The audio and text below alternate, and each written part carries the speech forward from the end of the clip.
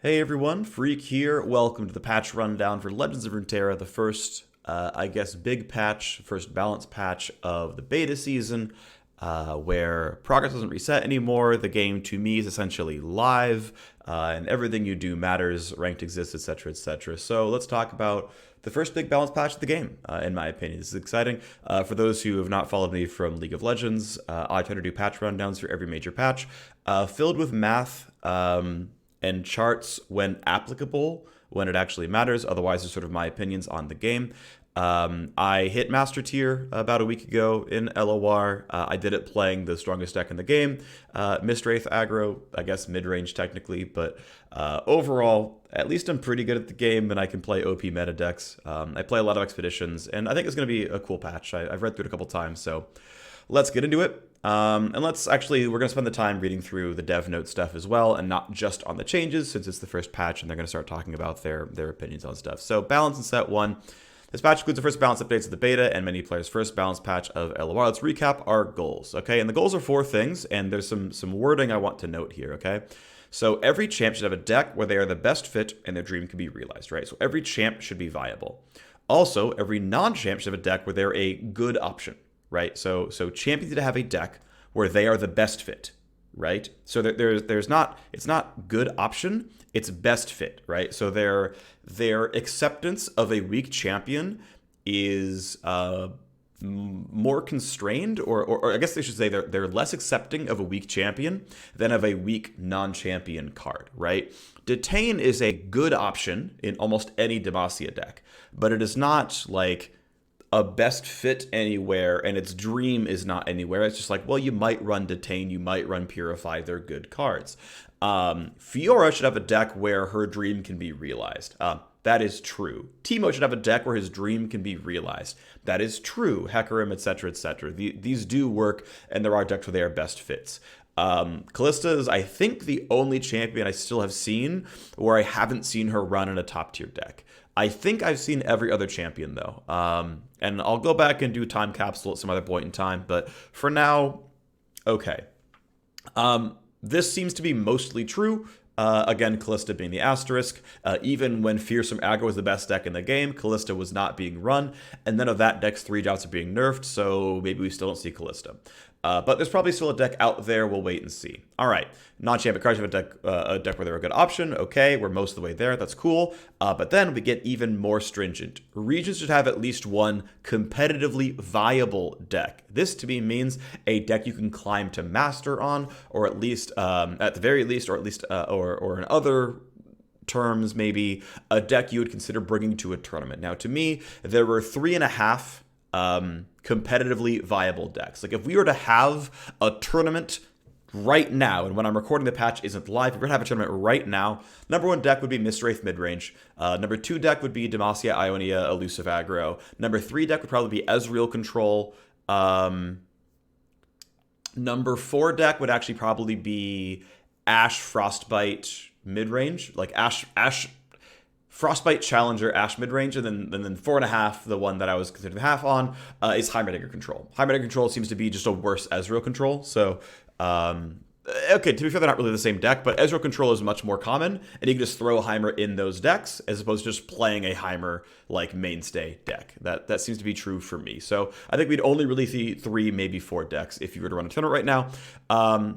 And worth noting, though, by the way, that if you include the Ezreal version, if you say that an Ezreal control deck is a top tier deck, then every region's shown, right? Because you have Piltover and Zon, you've got Noxus in Heimerdinger control, but you've also got Noxus in the Ashe aggro mid-range stuff. You've got Shadow Isles in just Mythwraith aggro. You've got Ionia in just 2 archetypes. You've got Demacia in just 1 archetype. You've got Freljord in just 2. Like, in the very first patch of the game, this got knocked out of the park. Like, even on region balance, it's really, really fair. So, like, shoutouts to that, right? Where, like, literally every region has 1 deck, and of the top 4 decks, we're seeing 1 region twice. Which is, by the way, the most balance you can get in 4 2-region decks, where you're going to see 8 total regions represented. The 2 have to go twice, everything else goes once. they did it. So like that's cool. Like that's a really good patch 1. Props to them for that one. I want to give credit when it's deserved, and I want to give flame when it's deserved as well. And then the meta should support the widest possible array of competitively viable decks. And again, I think there's really only about 3 or 4 decks that exist right now that are worth playing. So yes, we should see changes, right? So this one I would give a pretty good like 10 out of 10. Honestly, that's my opinion. This is a 4 out of 10 because there were 4 decks. Yeah. Okay. Let's move on, right? So they're going to buff bad cards in Pursuit. They're also going to nerf OP cards when needed. Sure, makes sense, of course. And then once they're out of beta, although I'm going to just assume it's going to happen in beta as well. That's not necessarily true, but whatever. Once they're into a regular cadence of releasing new sets, it should look like a new set comes out. It seems to be that balance patches are every 4 weeks, that they patch, much like League of Legends, every 2 weeks, but only every other patch is a balance patch. So every 28 days, roughly, seems to be balance patches. That is what I have observed. We'll see if that remains true, but I kind of expect this to be happening. So this is our first balance patch. This is our 28 days later balance patch. Mostly medium-sized number changes based on early outliers. This, by the way, reading through the patch, seems to be true. The second balance patch is significant, right? So and basically also based on these bullet points, this is the exact halfway point of the set. And if this is to follow, the future, then we're looking at like March 16th, major updates to bad cards. By the way, that's my birthday. So happy birthday to me. I get a big LOR patch on my birthday. I'm about it. Let's go. But yeah, second balance patch, which will be in about 28 days, is significant updates to underutilized cards. The main patch, we can expect major champion updates. So Kalista being the primary option there. And also if other champions aren't working, even with number balance changes, maybe they drop those as well. I could see a Hecarim nerf being in there. Things like that, right? Like Hecarim could probably be a 2/6. And would be playable in ephemeral aggro and like just buff himself on level up or something. I don't know. I don't want to get into that. That's not the point of this video. And the third balance patch, which is basically what the last month of the set, is going to be limited number changes. So just, hey, let's just kind of slightly stabilize the meta and just go have fun. And I mean, if I'm a tournament organizer and I'm reading this, I'm like, okay, so I want to try to aim my tournaments basically here and here, right? That's when I would want to see competition happen is, hey, we got a new set. They just added, just because we said the word, they added set to the game. They added the Vestayan region. Let's go see that. I want to, I will tune into that event. And then they do the final balance patch. Like, okay, now we definitely have like the strongest players in a fairly balanced metagame. Those are the times that I'd really look at this. That's when I'd be most excited to watch esports. So if that's going to happen. And they say, okay, it's a loose framework. Things might change. For example, there are champion balance changes in this patch. Okay, so a bunch of UI updates, animation updates, deck building updates. That's cool. That's good. There's nothing for me to do except read this, so we're going to move on. Let's go to card updates. All right, we're 8 minutes in. Card updates. Lux, definitely underperforming. I don't know if this version ever existed in the public eye, but it used to be something like, I want to say like a 5/3 with barrier. Level up was about the same, but then on level up, she would like gain barrier on attack and was like an 8/4 or something. I don't remember exactly. She was a beatdown who would gain barrier on attack. They then made her a spellcaster where you create a bunch of final sparks. This is different now as well, where you can like make a ton of final sparks. But yeah, her stat line was just really, really low, right? It's like the idea was Lux could make infinite value for you with a bunch of final sparks, but it was tough to keep her alive. And honestly, the big thing here is old level 1 Lux not having 3 power anymore means she is not culling strike bait.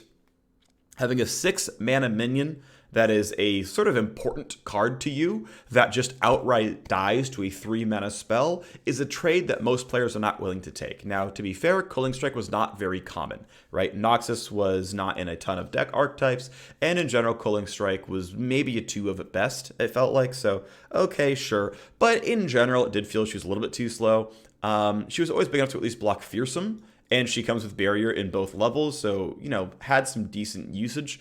Like she could block Mist Wraiths or Mist Callers. She would survive the combat. You'd have the Vile Feast to block the shield. She was always big enough to not die to Black Spear or Get Excited, but okay, she just, a bigger stat line. And again, dodging Culling Strike, even though you only see that card in like 10% of matchups, is a very relevant power up. And overall, I had seen a little bit of Lux being the top end of a Demacia Zoo deck, because you'd run Remembrance, or you'd run Judgment, or you'd run back-to-back. Like, there are just enough, like, moderate-sized spells that you could level up Lux in, like, Demacia Zoo.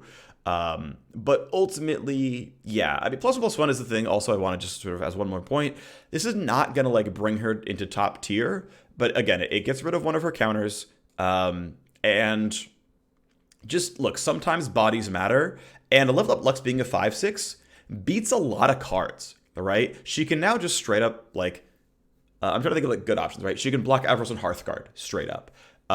She can, she's now, only 1 damage shy of killing off Hecarim, which isn't too bad. She beats a +2 power Zed. Like, I don't know, like, breakpoints exist down the line just because of how kind of intricate card games are. This is something that I've noticed with covering League of Legends for so long is just like 5 attack damage. Like, yeah, if you math that out really hard, you'll like find cases where 5 attack damage actually gets you a kill when it wouldn't have. But just there's just enough like varied experiences in any complex game that just generic stat buffs just matter. I'm not going to jump to playing Lux deck right away, but because 2 of the top tier decks are getting weaker, there's room for mid-tier cards, and nothing to me screams that Lux should be garbage, so I kind of like this. The other big card that I wasn't thinking of, but it's very obvious in this deck, is for Demacia, right? Demacia just generates 6 mana spells, so the idea of playing a sort of zoo-ish deck that's running expensive spells, and just runs Lux because they have 2 For Demacias and 2 Judgments and 2 Remembrances, that's going to exist. So I think this can be the top end that Demacia wants as a different finisher, because Demacia also doesn't get native Overwhelm, and this spell has Overwhelm. All right, next up is Yasuo. The most interesting thing that Yasuo is getting this buff from leveling up at 6 to leveling up at 5, mostly because of a lot of nerfs to other Ionian cards. Some of the hand buff is getting weaker, Deny is getting weaker, all that stuff is relevant. I want to point out, by the way, that Yasuo actually really heavily benefits from Deny getting weaker, because every single Yasuo level up condition, with the exception of the 6 mana 6/6 and Noxus that stun something at start of round, every other stun trigger in the game, every stun trigger in the game can be denied. Every single one. And outside of Navori Conspirator and Katarina and the 4/3 Monk, Solitary Monk, every recall effect is also deniable, answerable in some way. So Yasuo's primary level up condition, and then level 2 Yasuo's primary, like, I want to hit you for 5 win condition, was all deniable. And if Deny is weaker, I trust what they're saying here, by the way, which is that, like, they found Yasuo is difficult to level up in expeditions, and with Mentor getting weaker and Deny helping him, like, Yasuo's, like, I trust their playtesting is accurate here. I have never played this version of Yasuo in my life, so like, I can't tell you with experience. I trust that they are accurate in saying that the nerfs to Deny actually hurt Yasuo more than it helped, but the nerfs to Deny do at least also help Yasuo. So I think that is a positive, that's a cool thing to see. So,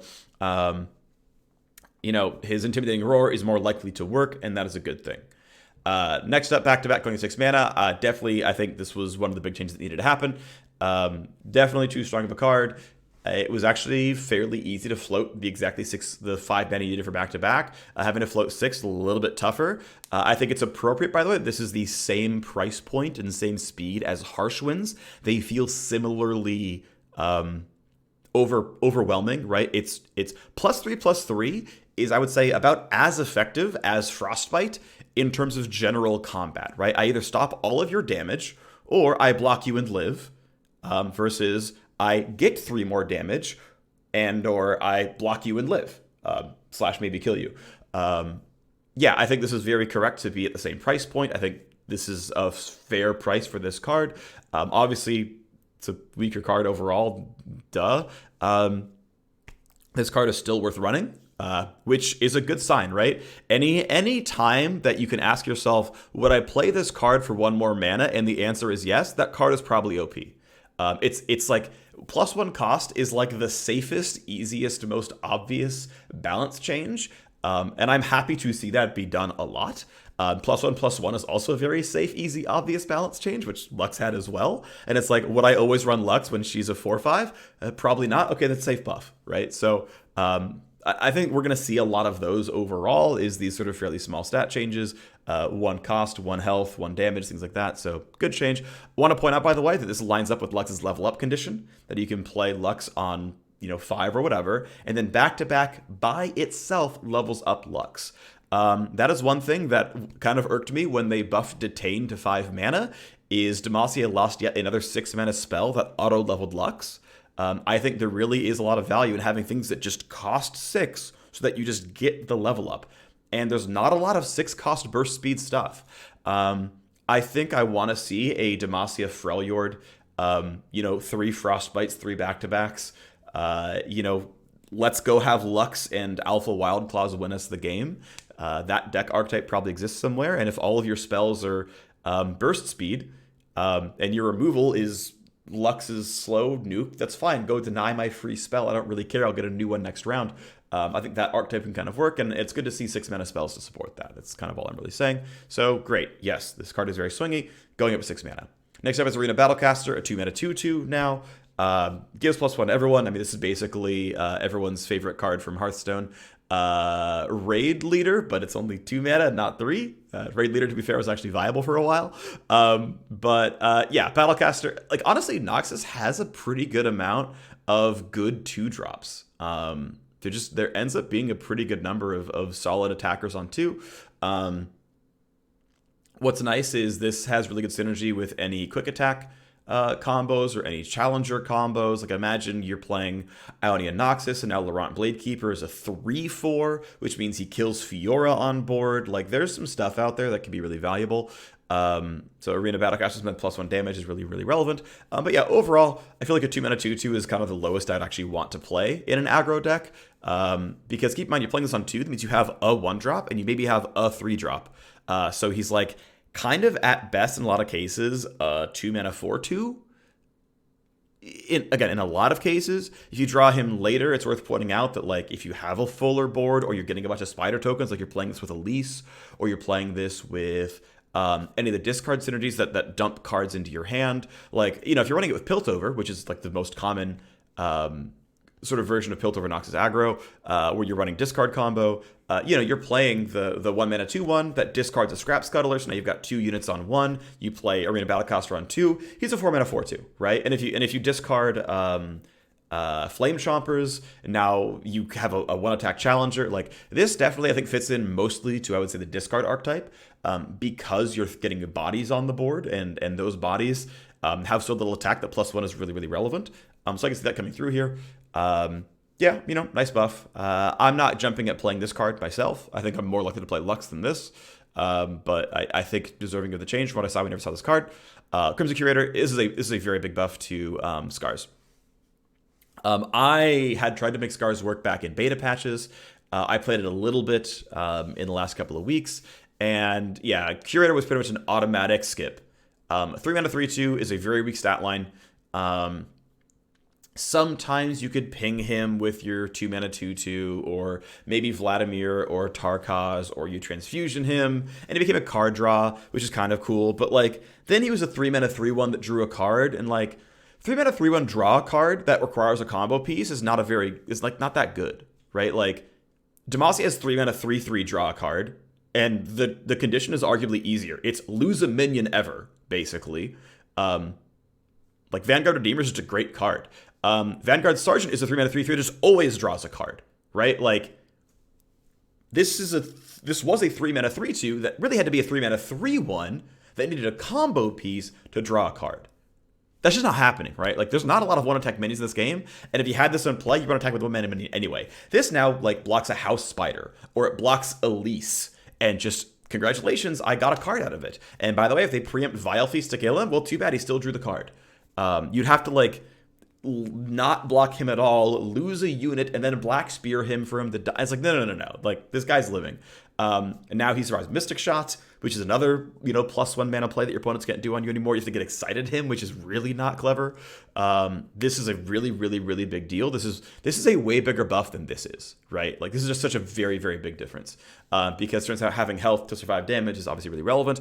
Curator feels usable. And it really feels like now that Battle Scars, with the way this deck is, and just kind of looking at how Battle Scars decks were playing out, Battle Scars seem to be value decks. Like, you would draw a ton of cards off Trifarian Assessor. You're going to draw cards off Curator now. Like, you're going to end up getting a lot of stuff in hand. By the way, this only makes, like, the 4 Crimson, 2 to 3 cost units. It's just all of those characters. It doesn't make, like, Vladimir or whatever. Like, you don't just suddenly randomly get top end. But, like, this generates a bunch of 2 and 3 drops for you, which is fine. Like, Vladimir just wants 2 and 3 drops to go hit each other. Like, imagine Curator gets pinged by the 2 mana 2/2, creates a new 2 mana 2/2, which you then play and ping him again and draws him. Like, he can now create his own card engine to a certain degree, which is, like, really, really valuable. So I think this can be quite good. I can definitely see a value heavy version of this deck working out, where your top end is something that isn't necessarily minions, because you're just going to keep creating a bunch of random mid-cost minions and then, like, doing something with them down the line. I'm not sure what that is right away, but I feel like that exists. So I really like this buff. I think this card is definitely going to be playable. Right, this dude now has a spot in the Scars deck. A 3/3/3 is generically fine, and like, he might get really good upside. Like, this card is probably an auto-include now. I think for sure. This is an auto-include in that deck now, when he wasn't in the deck he was specifically built to develop. So, good change. Deny is going to 4 mana. I think we all knew it was coming. I was holding out on the 3 mana dream. But ultimately, it's interesting because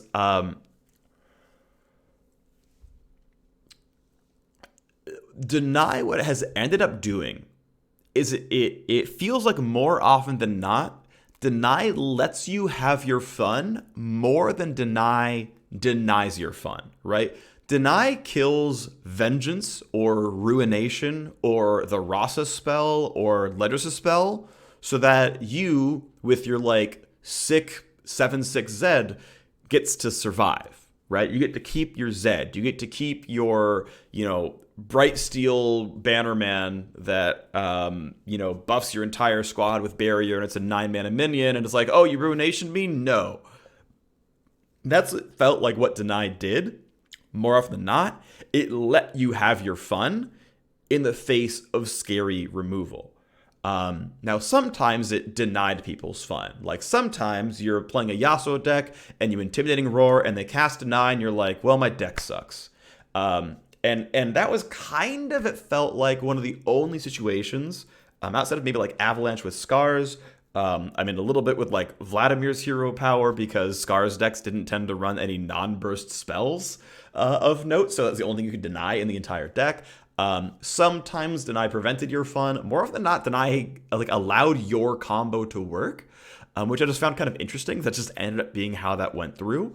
But overall, look, this card was definitely too strong. The best deck in the game that was just built off of Mistcaller Allegiance ran Ionia so that could run 2 denies, and then also 3 Shadow Testament, because Shadow Testament is, like, stupid OP. That card is amazing.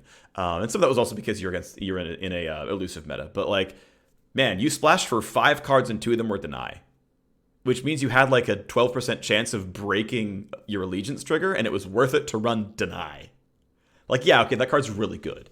I will say that, when I was climbing to Master, I was always relieved when I was against a deck that didn't have Deny, because it meant that, okay, I know I can get Rasa off on time, like, my Black Spears are going to hit the targets they care about, I can bank 5 mana for Withering Wail and it's going to go off, like, oh my, I can just cast Vengeance and it's going to at least make them bounce the unit back, like, there was so much dread when you were against Ionia, that it did make those games a little harrowing. So, I kind of get it.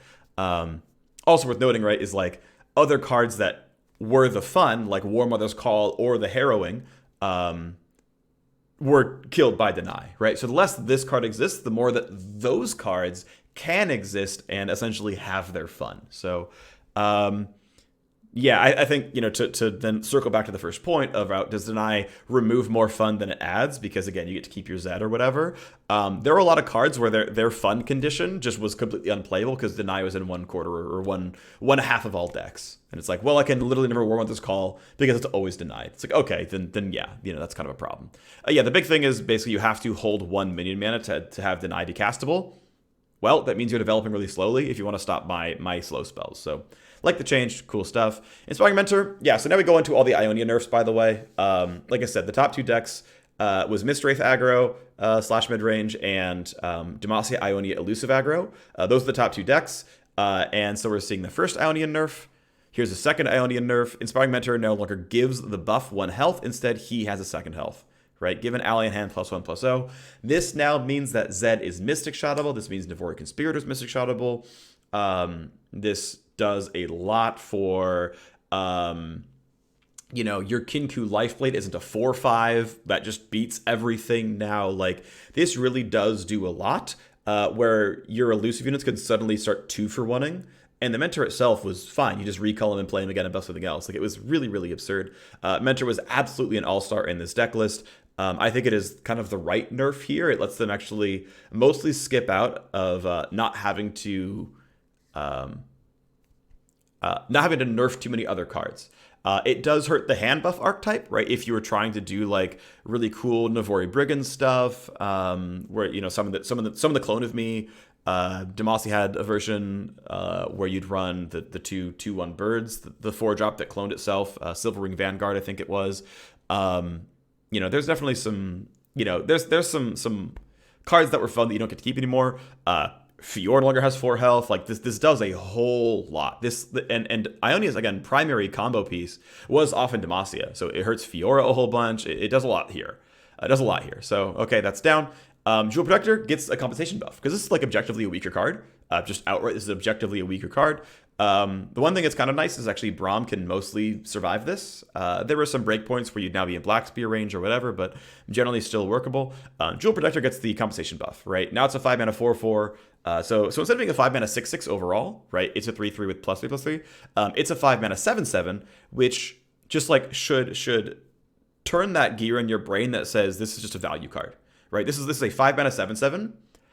I should be looking for ways to include this card. Now, it can be hard to find a good 6-drop that you really need extra stats on. Something like, for example,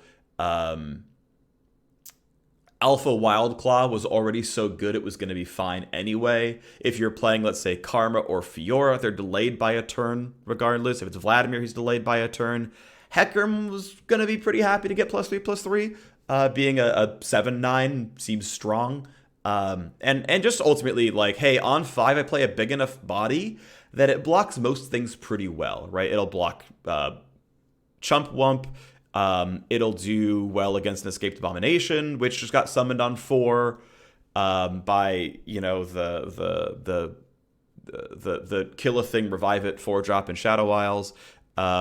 If you end up getting a +1 buff somewhere else, maybe from Mentor, or you're running Greenglade Elder, it's a 5/5, and it can fight Avaros and Hearthguard or level 1 Garen. Like, this ends up being a fairly meaningful change in stat line.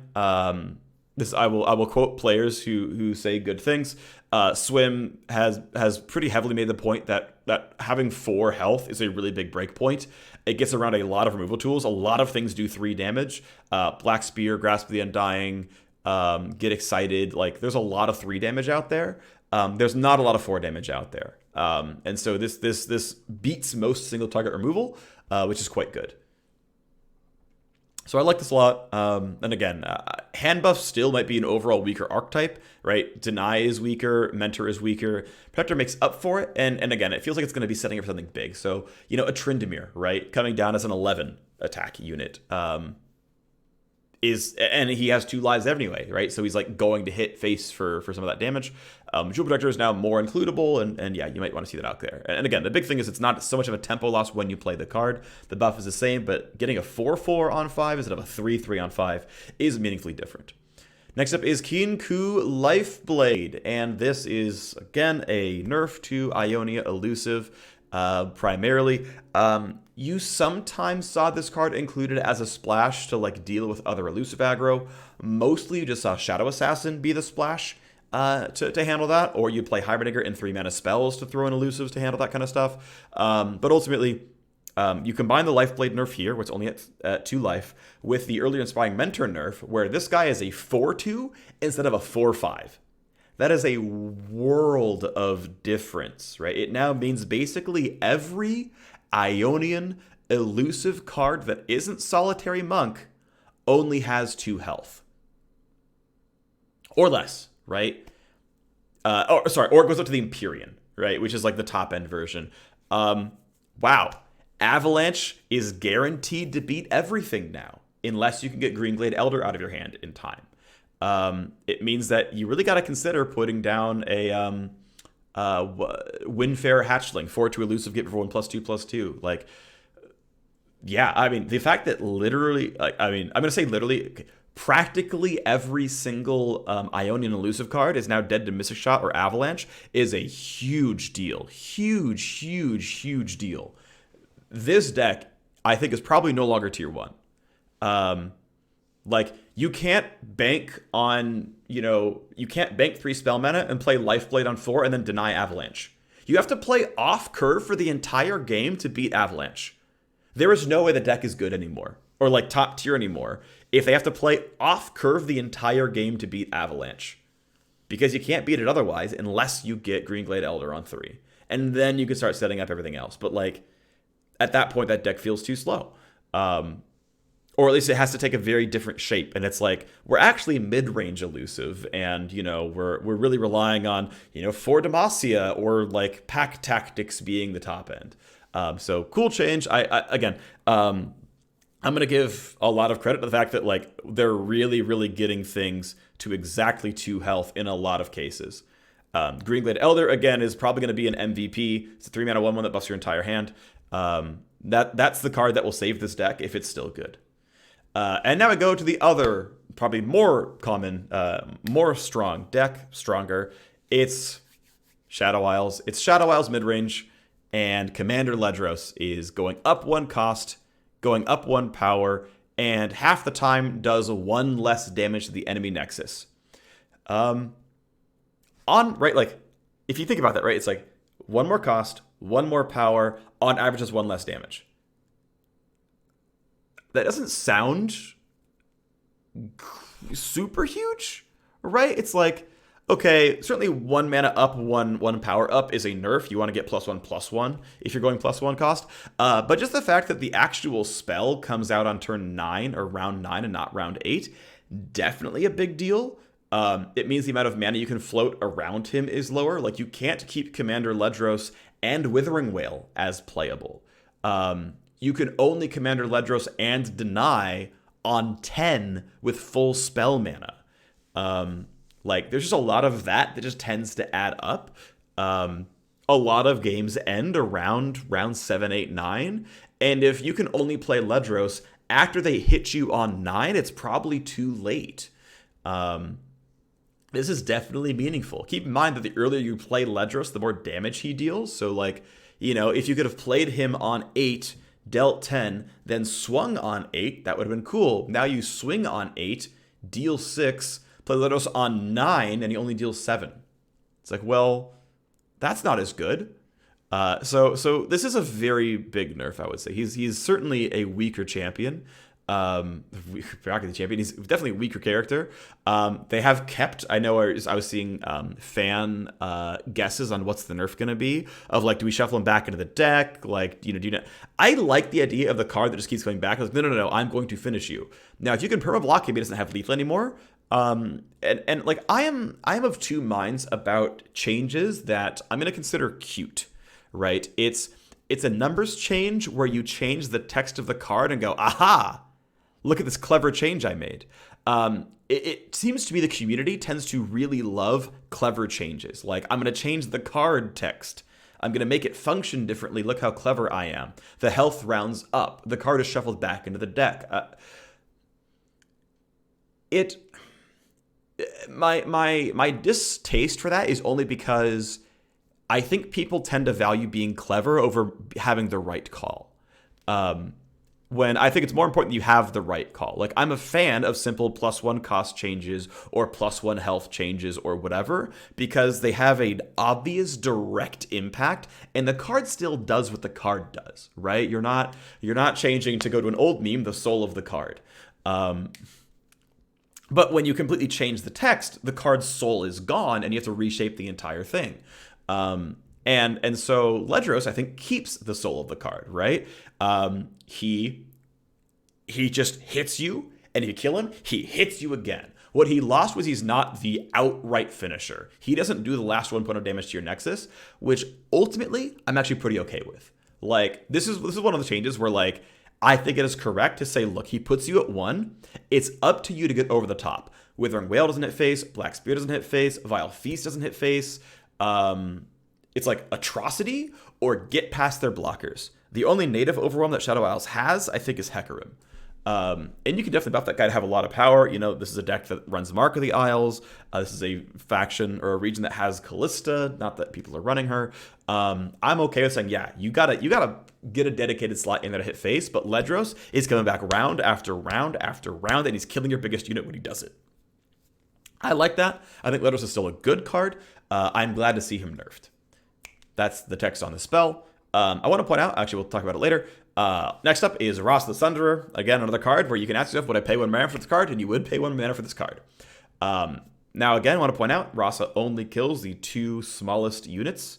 So if you've got a bunch of Scrap Scuttlers down there, or, I don't know, freaking Caustic Casks, like you're playing something stupid like that, like, all right, cool. You've got a lot of Rasa bait out there where, you know, I wonder if there's like a really good, like, mid-range Piltover deck where, on round 8, they play Cask Dude and then swing face and say, bring it, Rasa. It just, like, tells you to not play the card.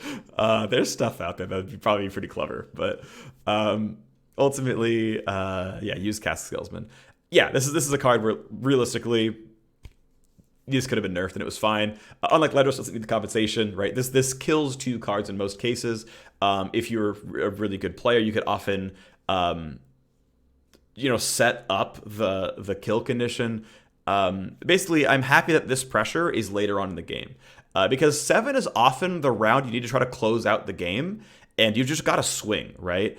And you're almost never going to just like outright win the game on 7, but you really, really want to get close. And you get really close, and they're at like 5 HP, but you're down to 2 cards, and one of them is level 2 Fiora, and then Ross comes down, and you're like, okay, I guess you concede now. Like, it's too late, we're in endgame. Like, it was round 7, and, you know, I'm out of cards now. I mean, Rasa really is a 3-for-1, right? This is a card. Now, it's overcosted, right? Even before it was a 7-mana 7/5, which is weak. Now it's an 8-mana 7/5, which is weak. Worth noting, though, he's still big enough to just, like, fight most things. Doesn't quite fight Tryndamere, but it fights level 2 Garen. It fights level 2 Lux. You know, it fights a buffed Everos and Hearthguard. It fights level 2 Vladimir. Right, it fights a lot of things. It fights Hecarim actually well.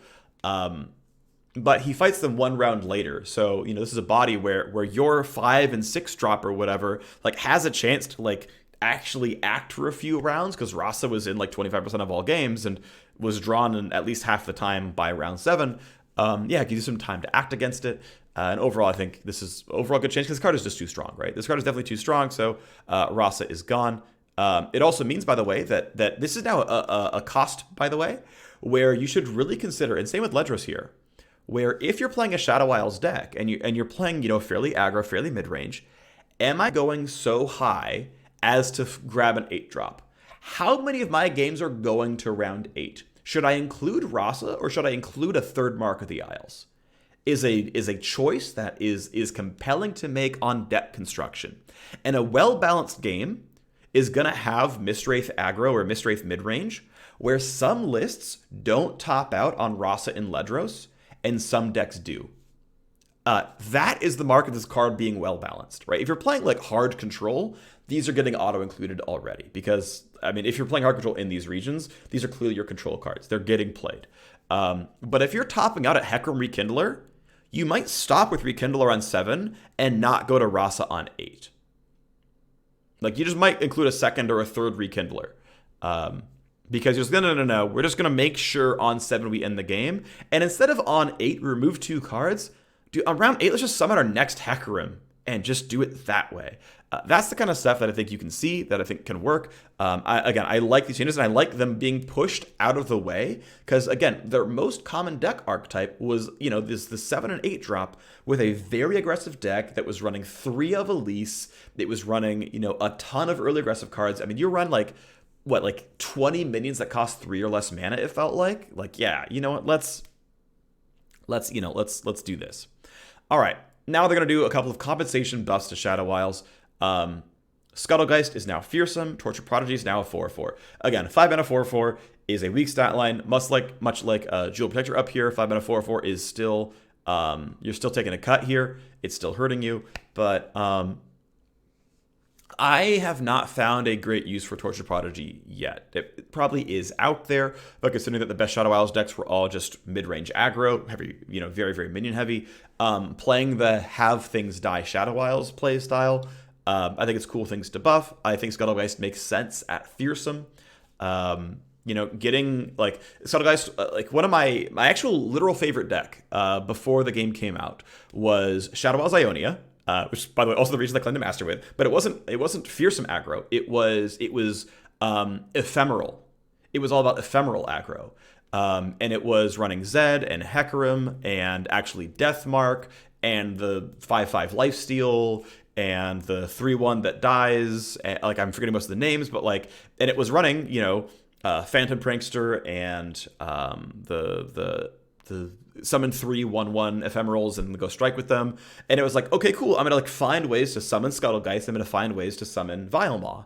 Because I'm just going to kill stuff and kill stuff and kill stuff. It's going to be great, right? I'm just going to use all these death effects. And Hecarim, half the time on level 6, or half the time on round 6, is actually leveled up when he drops. And we summon Shark Chariots. And it was my favorite deck in the game. Of decks that still exist, at least. There's other decks that just, the cards don't exist anymore. Talk about that another day. And so Scuttlegeist, actually, I have a lot of affinity for, because Scuttlegeist was an MVP in my deck, where it was just it was a 0 mana 5/5 that I'd play on round 4. It's you can't even get 5/5s yet, and I have one. In addition to my other 4-drops that I just played. So, really about that. That deck, though, did not run Torture Prodigy, because I wasn't really looking for spell mana. I was looking to curve out more often than not. I don't have... I'm just not sure what we're going to play with Prodigy. I'm not sure quite where it's going to land. I'm not sure what decks are going to use it. But, it is a mana battery, right? It makes Glimpse Beyond free. It makes Mark of the Isles free. It makes Atrocity only cost 3 mana. If there is some way to go infinite, if you're going to somehow have a, Rummage Glimpse Beyond, Ezreal Tortured Prodigy combo deck,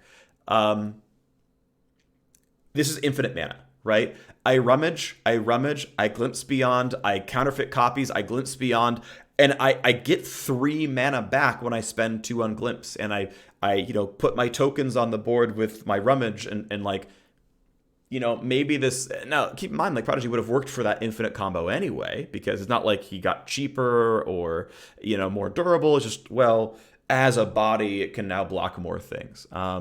Still a weak stat line. Again, this is still basically more... It feels like more of a combo piece. I don't see how it's going to work as a tempo piece, right? I play this on 5, and then I glimpse beyond my Undying, so that it really only cost me 4 mana to play a 4/4, and then the next glimpse beyond, now it's it probably can exist. There probably is a version of the deck where you're running a ton of death effect stuff, and you're using Relentless Pursuit or something, and a 4 mana is big enough. But I don't know. I'm spending a lot of time on a 5 mana 4/4 that I'm still not sure is great. Maybe it's out there though. Next up is Wraith Caller loses Fearsome, so now you can chump block the Wraith Caller, which is actually surprisingly a really, really big deal. This deck was often ending games around round 6. This thing was hitting twice, and now that you're Scrap Scuttler or Clump of Wumps or whatever can actually block this thing twice and then kill it on the second block with the second chump blocker. Definitely really meaningful here. Keep in mind, this deck lost its top end, or at least lost power in its top end with Rasa and Ledros getting weaker. Now the Wraithcaller itself is more easily attacked. This deck lost got 3 of its pieces weaker. 3 of this deck's, the best deck in the game, 3 of its pieces got weaker. And in the second best deck in the game, which was Demacia Ionia aggro, 3 of its pieces got weaker, right? The 4-mana elusive, the 1-mana hand buff, and back-to-back all got weaker. So 3 different cards, got nerfed in the 2 best decks in the game. This can't not shake up the metagame somewhat. The easy ones to fill in the slots, obviously we're going to look at Ezreal combo, and we're going to look at Freljord Noxus Frostbite Challenger, but I think we can totally see Scars come through. Like, I think there are 2 very good Freljord Noxus decks that probably exist now. And also, if the Deny is less prevalent, we might see, some more big spell archetypes come through and feel a lot better. Maybe at some point we really get, because also keep in mind, right, like 2 of the most aggressive decks are the ones that got nerfed here as well, right? The most aggressive decks got weaker. Ezreal kills you on round 10 or 11 or 12 or 13.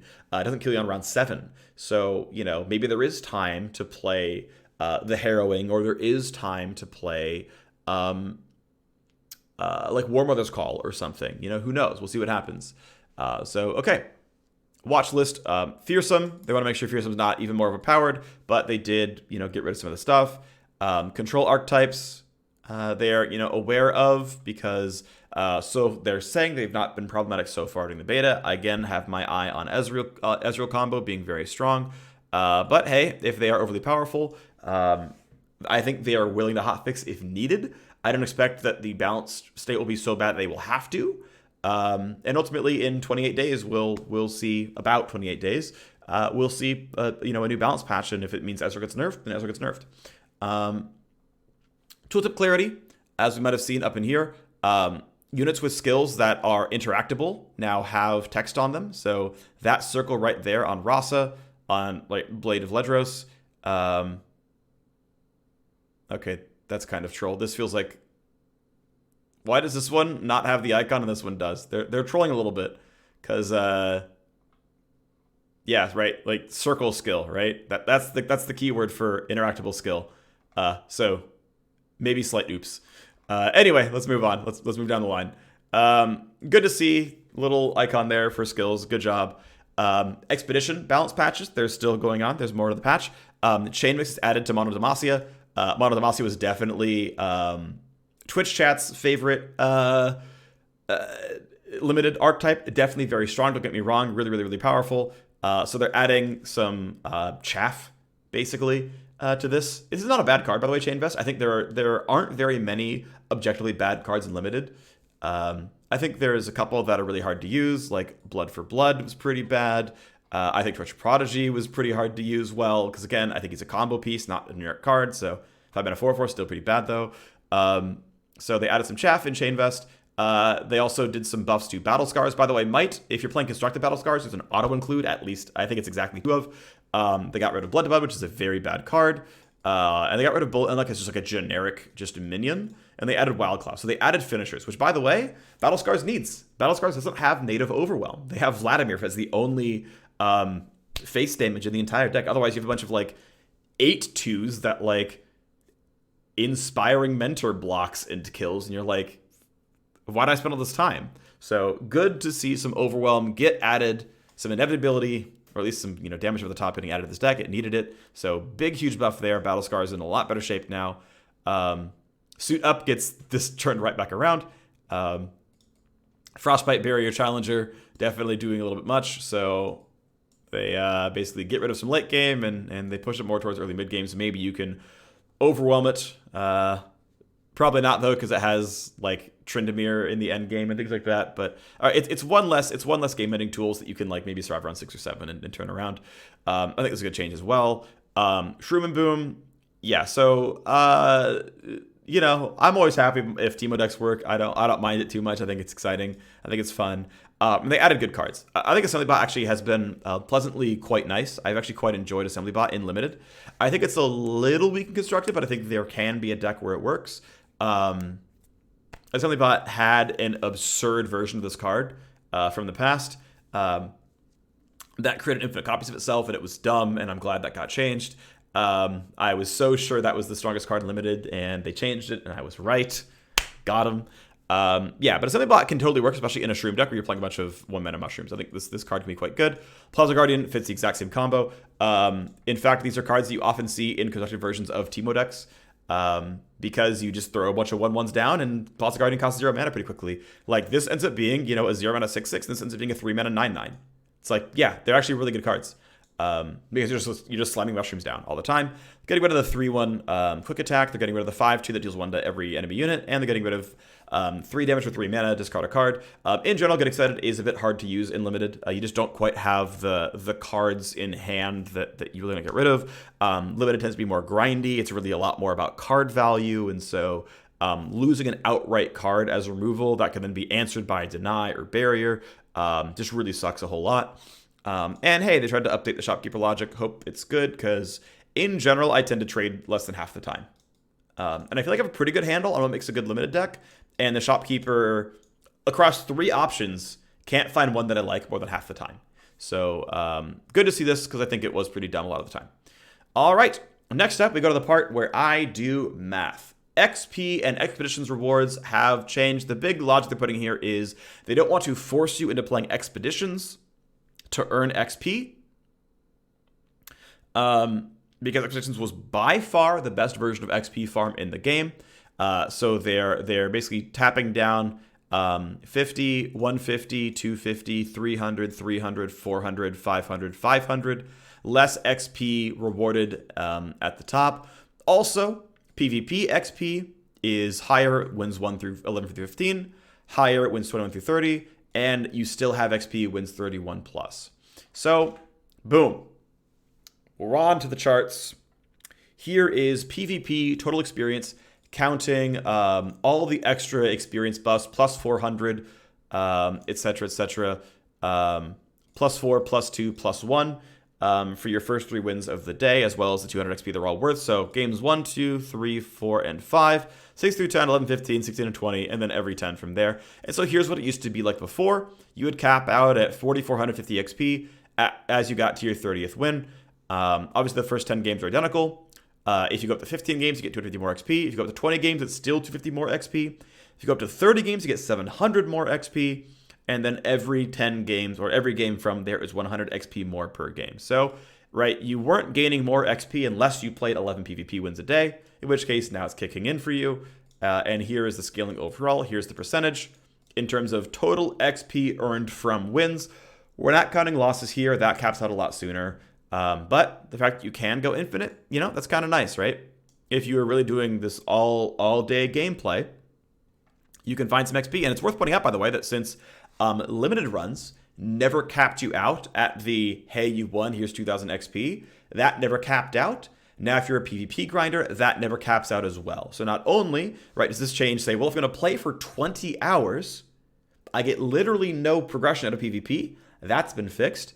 And then in terms of the Expedition bonus XP, here's the change. So this math, by the way, because I want to point out, right, Expeditions are worth 100 less XP at a baseline, which means when you look at this, essentially, this payout is essentially is basically giving you back the 100 XP that you weren't getting when you were playing, right? So what I'm really doing here is this is that math, basically counting the 100x is like saying, okay, look, you played a game of LOR, and I know it says 300 XP for 1 win, but it's really 200 bonus XP for 1 win because you got 100 bonus XP,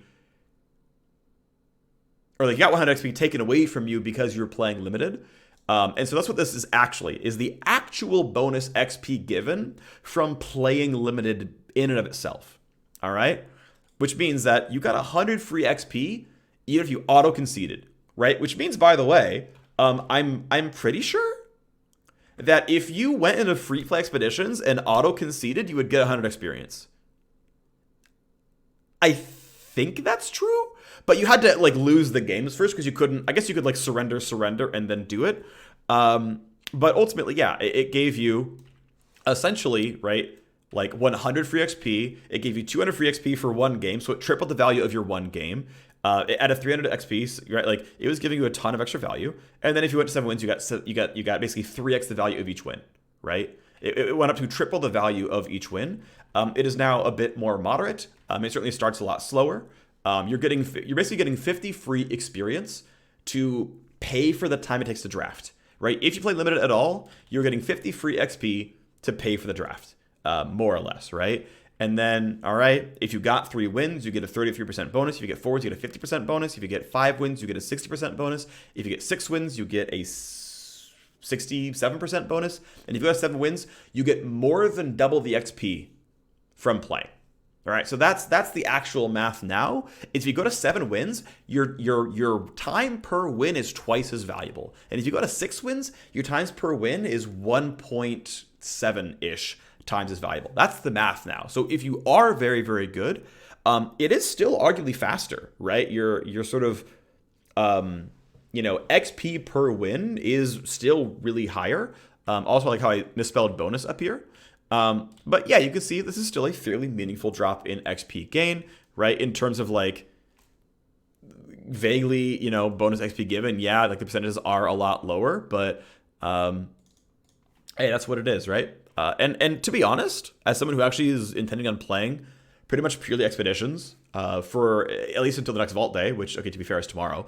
But until I have another competitively viable deck, because I really only had Ionia, Demacia aggro, and Shadow Isles midrange, Mist Wraith midrange. I didn't have any other Master Tier viable decks, so I just stopped playing ranked. And with Balance Changes coming in, Vault Day coming in, maybe that'll change and I'll find a new deck to play. But yeah, as someone who actually plays a lot of limited, plays a lot of expeditions, I am pretty happy with these changes. These make sense to me. Next thing they do is, no, wait, there's something here. Hold on. There it is. Okay, I almost missed it. Yeah. They are upping the shards you get from a 6-win expedition and downing the shards you get from a 7-win expedition. I want to point out, by the way, that there will always be an equal number of 7-win and 6-win players. If you are on 6 wins, you are on sudden death, and you can only ever face another 6-win players. So one of them goes to 7, and one of them stops at 6. They are always in absolutely equal numbers.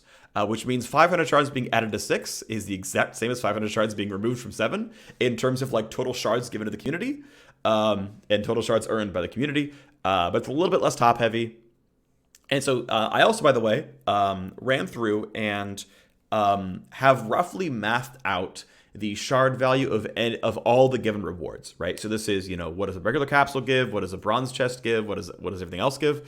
And basically I'm using the minimum value of what a chest might drop shard-wise, but the maximum value of a capsule in terms of it's never giving you a duplicate. It's giving you essentially full shard value in that it gave me a Crimson Curator that is worth the shard value of crafting a rare card. I know that's not always true, but that's the, I think, fairest way to do the math overall. So this is the shard value of an expedition before and after the patch. And this is now, mathing out because it costs 3,000 shards to join. How many shards did I get as a reward for playing a bot in Expedition? And it scales pretty heavily, right? Obviously, the first 5 levels are identical because only 6 and 7 changed. But basically, yeah, you were getting a plus 1,000 buff to go to 6 and then a plus almost 3,000 buff to go to 7.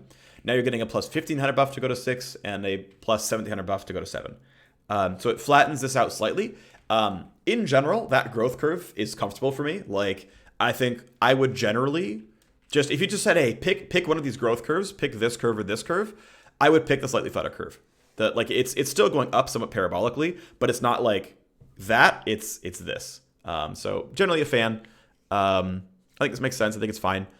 You're still getting 8,100 shards of value for your 3,000 shard buy-in. And if you get stopped at 6, you're still getting 2-to-1 value. But you're getting 2-to-1 anyway, but you're going to get slightly more than 2-to-1.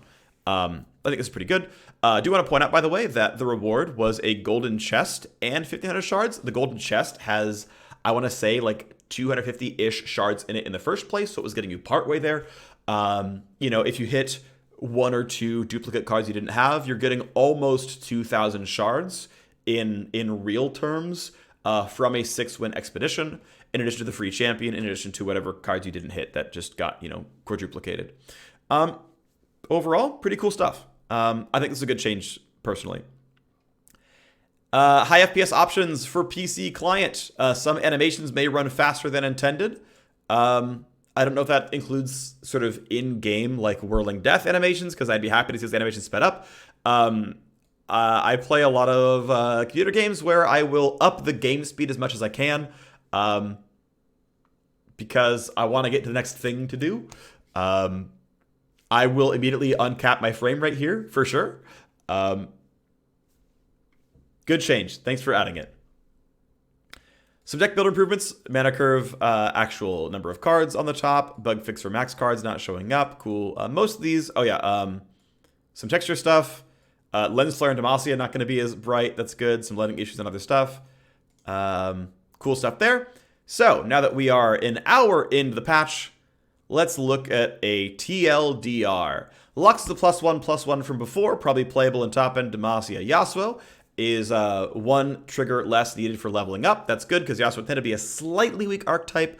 Again, I want to point out that I think your ideal version of a Yasuo deck should be a fairly mid-range aggressive thing. We're using Fey Blade Twirler, something like Zed, maybe consider a Katarina, because so many of your good units are quick attack, you want to be attacking. I really do think there is room for 2 Katarinas in this deck, in a lot of cases, to try to find a way to make this work. And you actually care less about Yone and Mina Swiftfoot, because I think you want to beat your opponent down by 8. And then if they ever run out of mana, you know, in terms of using combat tricks, that's when you spend your like 1 mana recall on Yasuo, you drop it back down, and you Intimidating Roar, and you clear their entire board, and that's how that deck plays out. But Yasuo apparently was getting nerfed by the other nerfs for Ionia in this patch, and so gets to be a little bit buffed as a result. That's fine for me. Even if they just straight buffed Yasuo was the only change, it'd be a good change. Back to 6 mana, very good choice. That card is definitely overpowered. Arena Battlecaster is probably a playable 2-drop now. I think it's best suited in a discard aggro deck where you can put more tokens on the ground. You can flood the board, and that makes your little challenger homies have 1 power, which is nice. And yeah, not having 1 attack is pretty helpful here as well. Crimson Curator is finally playable. Being a 3-mana 3/3 that can draw a card is definitely a positive. This card is finally playable. I think it's good enough now that it's an auto-include in Scars decks. Deny to 4 mana means you have to float a minion mana if you want this card to be playable, which means if you're an aggro deck, you don't get to play on curve anymore, and that's going to be scary for you. Inspiring Mentor has 1 health, but no longer gives 1 health to the backline. This is a huge, huge nerf to Zed decks, to Fiora decks, and especially to elusive decks who no longer have units with more than 2 health. Until they get all the way to Windfare Hatchling, the Empyrean, or they look into Demacia or Piltover. Jewel Protector now being a 5-mana 4/4 means it's almost playable. This is probably enough of a card that you don't lose the game on 5 when you play it, so good thing. King Lightfoot, as you mentioned, and Leaked down to 2 health. Every default Ionian elusive card now dies to Avalanche and Mystic Shot. Really, really, really big deal. Ledros is now a 9-mana minion with 9 attack, but the text no longer rounds down the opponent health. It rounds it up, so it can no longer deal lethal by himself. This is a pretty big change. He's a 9-drop now that is very late into the game. I think Mist Wraith midrange is still a good deck, but you might want to consider not running Ledros, and that means that's some late game power down for sure. Rasa goes up to 8 mana, another big thing to consider, right? This is a very meaningful nerf to this deck. Its top end, on the best deck in the game, to me, is Midwraith midrange. Its top end, 2 cards are 1 mana more expensive. This essentially just outright gives other decks 1 more round to live in about half of all games. That is really, really, really meaningful. As compensation, Scuttlegeist is now Fearsome, Prodigy is now a 4/4. I think this card is still fairly weak, but I'm sure there's a deck out there that I haven't seen that is good. I just don't know it. Scuttlegeist is one of my favorite cards. I'm glad to see this one get a little bit better. I'm excited to see, some 0-mana 5/5s come down and, try to be top end. That's cool. Wraith color no longer Fearsome now means chump blockers are useful against this Fearsome aggro midrange deck. That means your random 2/2 can chump it, and then you can Vile Feast it or do something to interact with combat and block some damage. This is definitely, definitely meaningful. This will slow down the deck. It will absolutely slow down this deck. This is a pretty big change because you definitely ran 3 of these cards, and you probably kept it in the opening hand to try to play it on 4. But even if it bricked, you still had a 4/3 Fearsome. Now you have a 4/3 no text. That's actually fairly weak. Some clarity updates, which is nice. A nerf to Demacian Steel, a buff to Battle Scars, a nerf to Suit Up, a buff to Shroom and Boom, and some better trade logic. I think those are all good changes. I do have some affinity for Battle Scars. I think they finally having overall was a really big deal. It makes that deck playable and cool to see. Just scroll back about 8 minutes in this video if you want to see the end of trial expedition stuff. Basically, just look for a thumbnail where it's a really bright screen that looks like this. And you can see my breakdown of that kind of stuff. That's it for me. Thanks for watching, and I'll see you next time. Patch looks good. Bye.